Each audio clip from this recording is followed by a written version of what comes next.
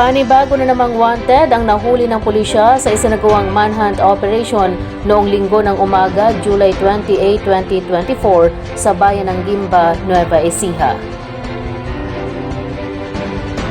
Sa ulat ng tanggapan ni Police Lieutenant Colonel Rani G. Casilla, Acting Chief of Police ng Gimba PNP, nahuli ng kanyang tropa ang nagngangalang Rogelio Villesco Jr.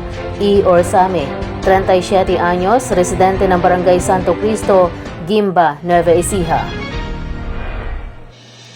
Natiempohan si Villesco sa isinagawang manhunt Charlie operation ng mga elemento ng Gimba Police Station Bitbit ang warrant of arrest laban sa kanya sa nasabing barangay. Nabatid na nagtatago ito dahil sa kasong qualified theft noon pang December 29, 2023. May inirekomendang piyansa ang korte na 120,000 pesos. Nasa kustudya na ngayon ng Gimba Police Station ang akusado habang hinihintay ang commitment order ng korte.